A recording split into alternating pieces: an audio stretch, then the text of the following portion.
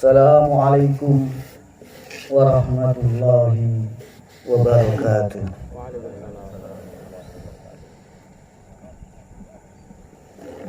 Innal hamdalillah,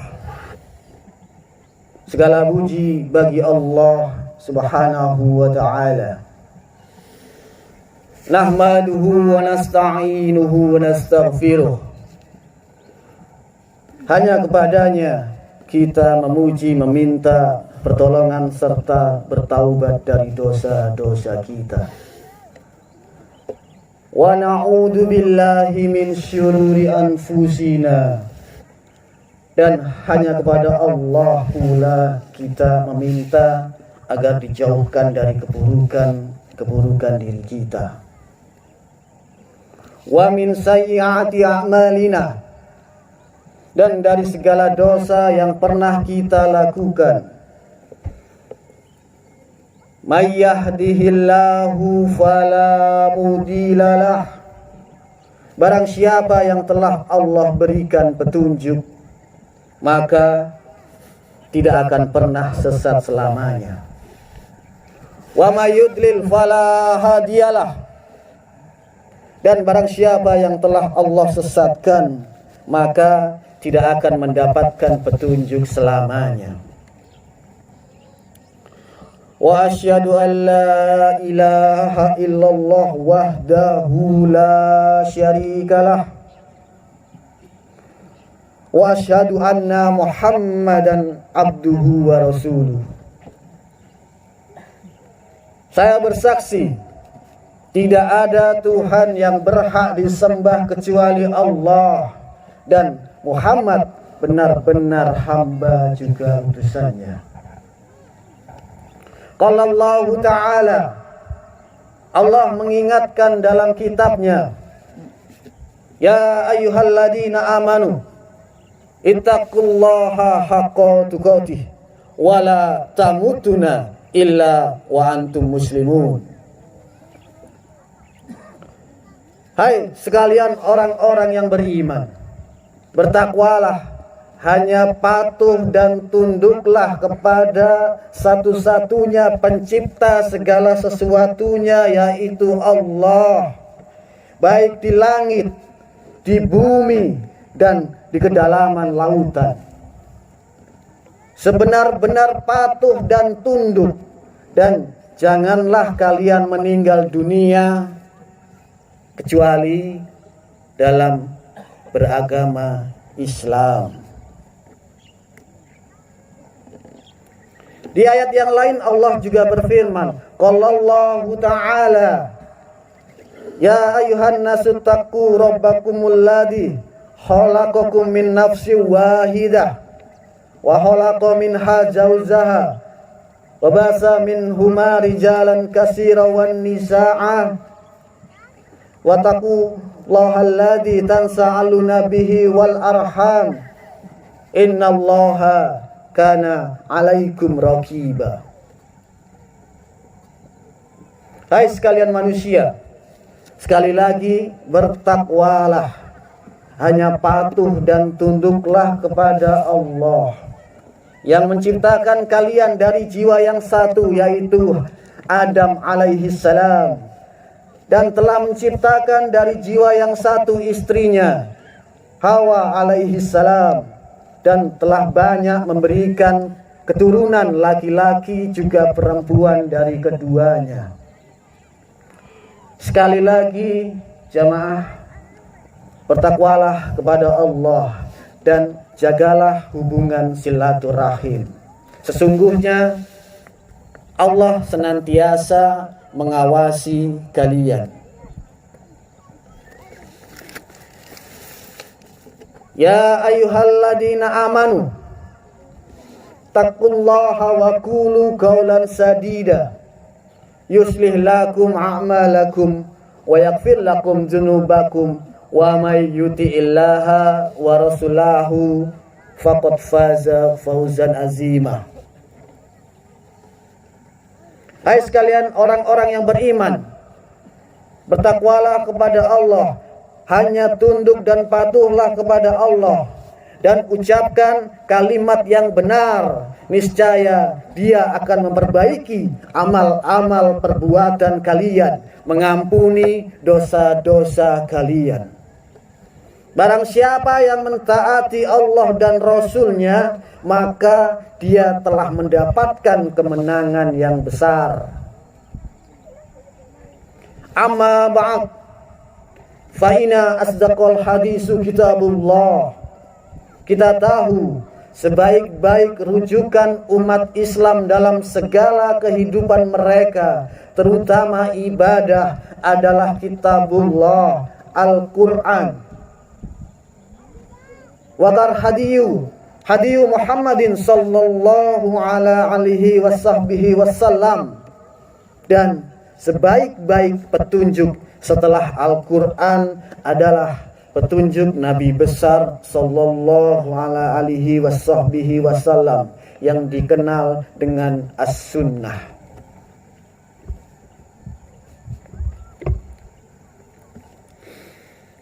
Wa syarrul umuri muhdatsatuha, dan seburuk-buruk perbuatan terutama dalam ibadah yang tidak punya rujukan wahyu Al-Quran dan Sunnah.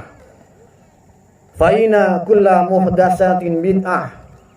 Semua perbuatan ibadah yang tidak punya rujukan maka dikenal dengan perbuatan baru dalam agama. Wa kulla bid'atin dolalah, dan perbuatan baru itu akan membawa pelakunya kepada kesesatan.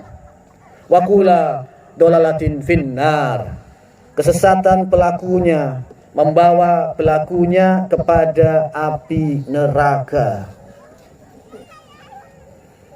Hadirin jamaah salat Idul Adha yang mudah-mudahan senantiasa diberkahi dan dirahmati oleh Allah Azza wa Jalla, Allah Subhanahu wa ta'ala. Allahu Akbar, Allahu Akbar, Allahu Akbar, Allahu Akbar, Allahu Akbar, Allahu Akbar, Allahu Akbar, walillahil hamd. Dalam khutbah ini kami akan menyampaikan sebuah judul yang berhubungan dengan hari-hari emas kaum muslimin. Masyiral muslimin, pada pagi hari ini di Idul Adha 10 Zulhijjah, ini adalah puncak daripada hari emas kaum muslimin. Hari-hari terbaik di mana Allah menyiapkan untuk kita agar mendapatkan rahmat-Nya yang luas, pengampunannya yang luas. Sebanyak apapun dosa yang dilakukan akan dimaafkan oleh Allah. Sekecil apapun yang dikerjakan di 10 awal bulan Zulhijjah adalah amal yang paling besar. Walaupun dia adalah amal yang biasa, adalah amal yang tidak utama, sunnah biasa akan menjadi utama di 10 awal bulan Zulhijjah. Dan puncaknya adalah hari ini. Dengarkan baik-baik sabda Nabi sallallahu alaihi wasallam dalam sebuah riwayat hadis riwayat Bukhari. Dikatakan bahwasanya Ibnu Abbas radhiyallahu an berkata, Nabi sallallahu alaihi wasallam bersabda, "Ma min ayyamin al-amalu salihu fiha ahabbu illallahi azza wa jal min azil ayyam," yakni ayyamil asr. Nabi sallallahu alaihi wasallam mengatakan, tidak ada hari-hari sepanjang tahun dari bulan Muharram sampai bulan Zulhijjah. Tidak ada hari-hari sepanjang tahun dari 365 hari dalam setahun di mana semua amal soleh baik sunnah ataupun wajib yang Allah perintahkan lebih Allah cintai. Maksudnya lebih besar pahalanya. Dibandingkan semua jenis amal soleh, sunnah atau wajib yang dikerjakan di 10 hari pertama bulan Zulhijjah, dan hari ini kita puncaknya di tanggal 10 Zulhijjah.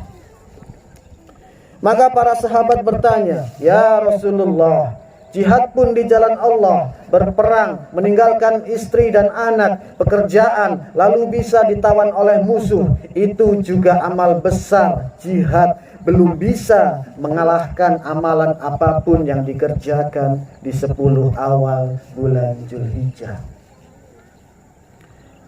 Maka jawaban Nabi SAW, jihad pun di jalan Allah belum bisa mengalahkan walaupun amal sunnah sekecil apapun yang dikerjakan di 10 awal bulan Dzulhijjah, kecuali satu keadaan. Seorang laki-laki keluar berperang membawa jiwanya dan seluruh hartanya, lalu dia tidak membawa pulang keduanya. Artinya, kalau dia punya uang 1 miliar rupiah, dia bawa semuanya 1 miliar itu ke medan perang untuk persiapan jihad, dia pun terbunuh, mati syahid, baru sama dengan pahala amal soleh yang dikerjakan di 10 awal bulan Dzulhijjah. Kalau 9 hari yang kemarin Anda luput darinya, maka jangan luput dari hari ini. Hari ini adalah puncak daripada seluruh hari emas kaum muslimin. Mungkin muncul pertanyaan di benak Anda, saudaraku seiman. Amal apa yang kira-kira kita diharuskan untuk kerjakan di 10 awal bulan Dzulhijjah? Puncak daripada amal bulan Dzulhijjah adalah ibadah haji dan umrah. Makanya jamaah haji mengerjakannya di tanggal 8 Dzulhijjah, dikenal dengan hari Tarwiyah. Tanggal 9 dikenal dengan Arafah dan Musdalifah. Lalu kemudian tanggal 10 dikenal dengan hari Mina. Datang setelahnya pelengkap, tanggal 11, 12, 13 dari bulan Dzulhijjah dikenal dengan hari Tasyrik.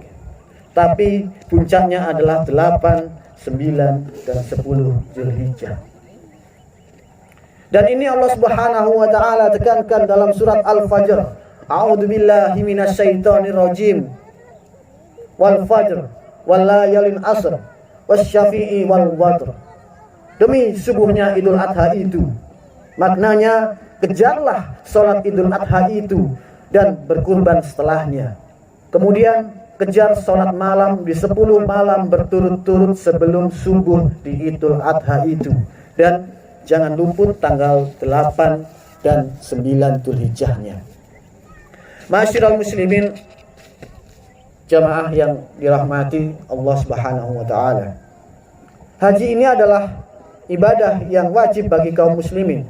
Dikerjakan sekali seumur hidup yang wajibnya, sisanya hukumnya sunnah.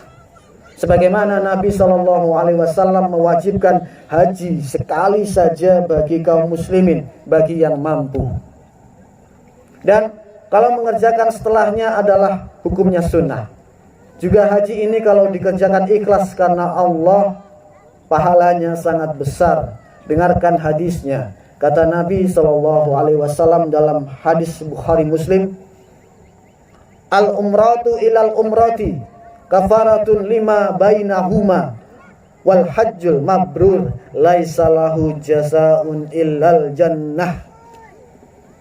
Antara umrah ke umrah yang setelahnya, maknanya kita diperintahkan mengulang-ulangi umrah. Antara umrah dengan umrah setelahnya, pengampunan dosa di antara keduanya. Dan haji yang mabrur, yang mengikuti syarat dan rukun, tidak ada balasannya kecuali surga. Juga dalam hadis sahih yang lain dikatakan, siapa yang haji, dia tidak rafats, mengucapkan kalimat syahwat dengan lisannya, tidak fusuk, berbuat kejahatan, maka dia akan pulang dari haji seperti baru dilahirkan oleh ibunya, atau bersih dari dosa-dosa. Oleh karena itu, saudaraku seiman, jadikan niat kita utama adalah menyempurnakan azam, tekad yang kuat ingin mengerjakan haji. Bagi yang sudah mengerjakannya, alhamdulillah, tapi tidak dilarang dalam syariat untuk mengulang-ulanginya. karena tidak ada jaminan ibadah yang sudah dikerjakan sebelumnya sudah diterima. Ibadah yang kedua, jamaah sekalian, berpuasa selama 9 hari dari tanggal 1 sampai tanggal 9. Kalau Anda yang luput kemarin tidak sempat berpuasa, maka kalau Allah masih berikan umur tahun depan, jangan luputkan ini, puasa Zulhijjah. 9 hari ini dianjurkan berpuasa. Kalau yang tidak bisa selama 9 hari, bisa 8 hari, bisa 7 hari, bisa 6 hari, bisa 5 hari, dan berapa hari saja. Kalau juga tidak bisa, maka minimal jangan kehilangan puasa Arafah di tanggal 9 Zulhijjah, tepatnya kemarin pada saat kita sedang berpuasa. Karena disebutkan dalam hadis Bukhari tadi, kalau semua amal yang dikerjakan di 10 awal bulan Zulhijjah ini adalah mengalahkan pahala jihad. Dan yang bisa menyamai hanya orang yang keluar berjihad membawa seluruh harta dan jiwanya, kemudian kedua-duanya habis di jalan Allah. Sementara puasa disebutkan dalam hadis Bukhari yang lain, kata Nabi SAW, Allah berfirman dalam hadis qudsi, semua amal ibadahnya anak Adam semuanya sudah ditentukan kadar pahalanya. Satu pahala atau satu perbuatan bisa menjadi 10 kali lipat kecuali puasa. Karena dia milikku, kata Allah. Karena dia meninggalkan makanan, meninggalkan minuman dan syahwatnya karena aku. Maka pahala puasa adalah ibadah yang sangat besar. Kalau diletakkan di 10 awal Zulhijjah, tepatnya 9 hari pertama, maka itu akan mendapatkan pahala puncak. Dan kita tidak diperintahkan tanggal 10 Zulhijjah hari ini puasa, karena ada riwayat yang lain kalau Nabi SAW melarang umatnya berpuasa di 2 hari raya, yakni Idul Fitri dan Idul Adha. Sementara hari Arafah sendiri atau tanggal 9 Zulhijjah diperintahkan oleh Nabi SAW puasa, dan beliau menyebutkan keutamaannya dalam hadis Bukhari Muslim. Beliau mengatakan akan mengampuni dosa-dosa 365 hari ke belakang atau 1 tahun ke belakang, dan 365 hari ke depan atau 1 tahun ke depan. Artinya dengan puasa sehari saja maka akan membersihkan 730 hari dari dosa-dosa yang pernah kita lakukan. Dengan puasa 1 hari saja akan membersihkan dosa selama 730 hari. Juga yang ketiga, amal yang sangat ditekankan adalah sholat malam. Sebagaimana Allah sebutkan dalam surat Al-Fajr tadi di ayat keduanya, wal fajr walayalin asr, dan demi subuhnya Idul Adha itu, serta 10 malam berturut-turut sebelumnya.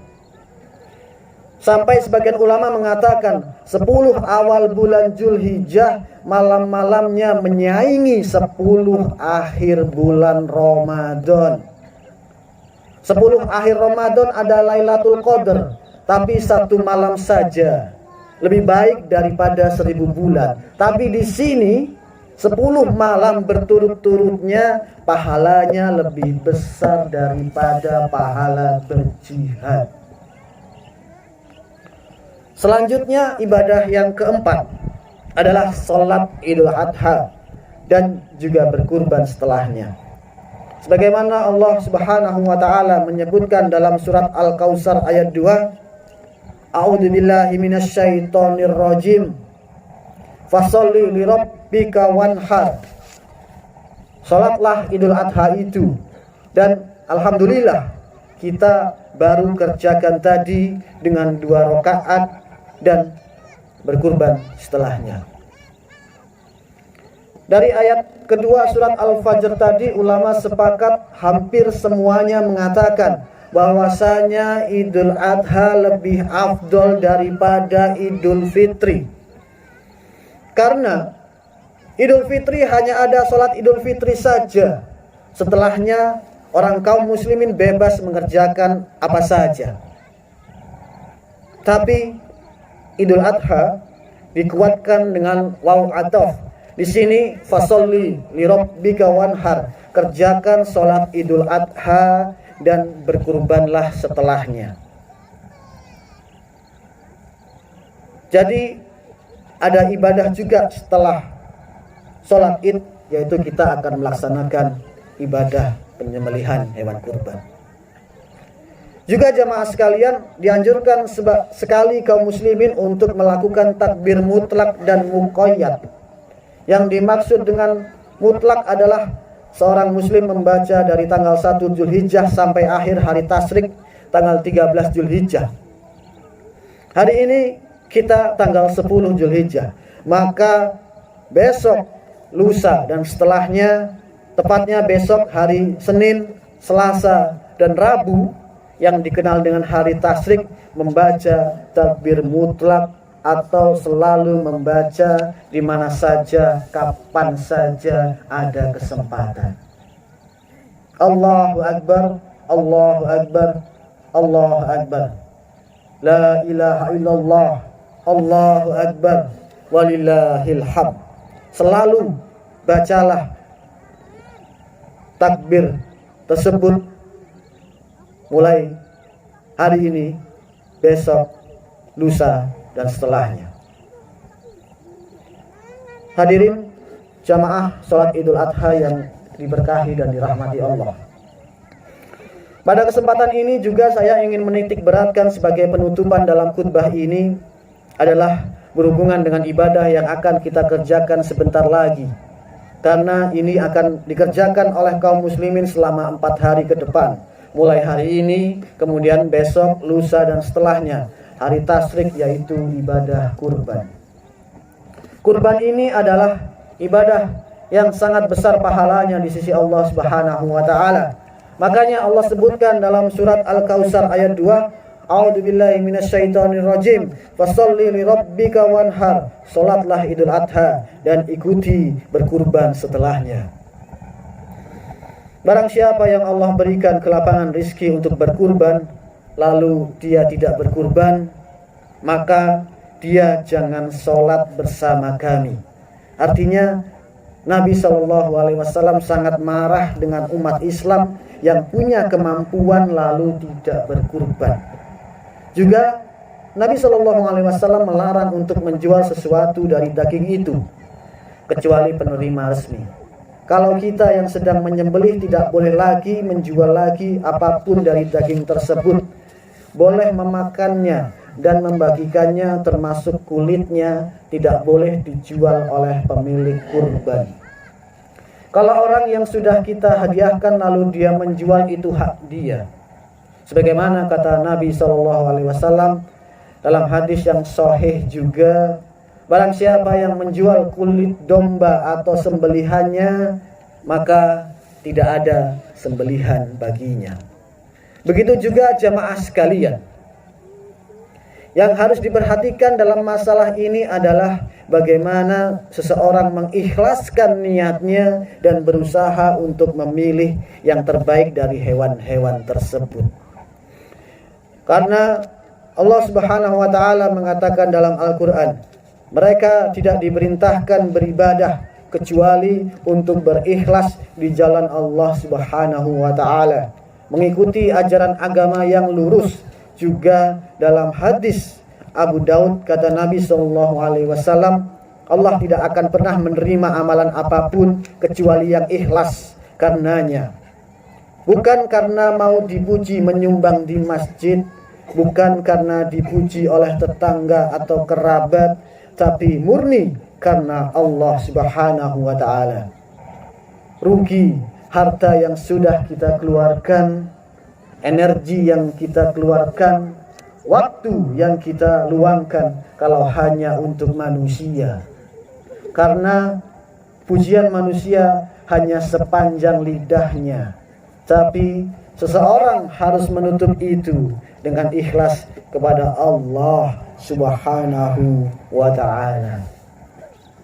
Barakallahu li wa lakum fil Qur'anil azim. Aqulu qawli hadza fa astaghfirullahal azim innahu huwal ghafurur rahim.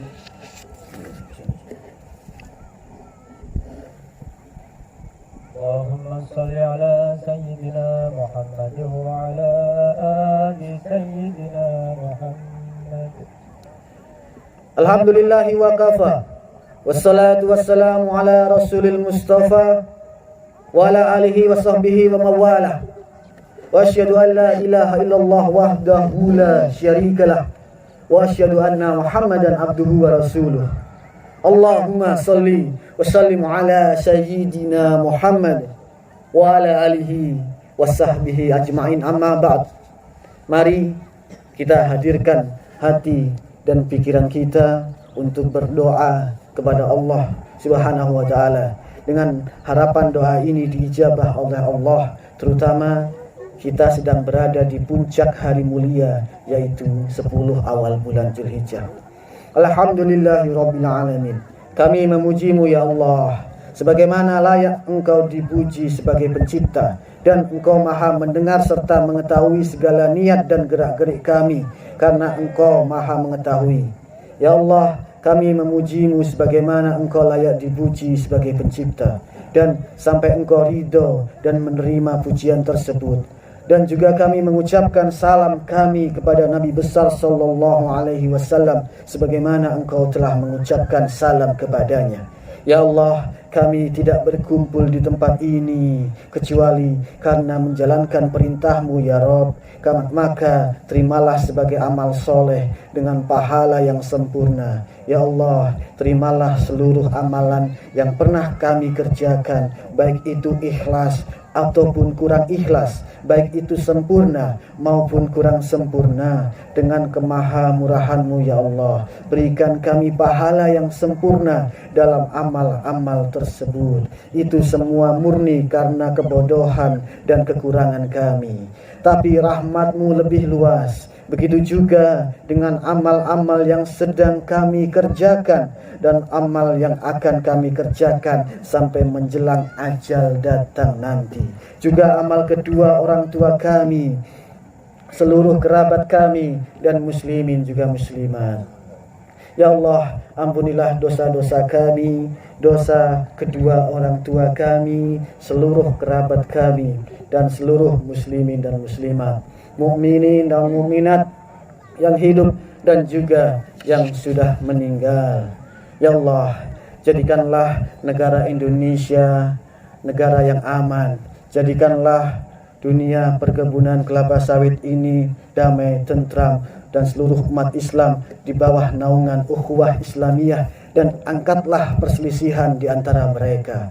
Dan maafkanlah seluruh kesalahan-kesalahan kami, sehingga semua musibah dan cobaan Engkau angkat ya Allah. Allahumma gfir lil mu'minina wal mu'minat wal muslimina wal muslimat al ahya'i minhum wal amwat, innaka sami'un qaribun mujibu da'wat ya qadiyal hajat.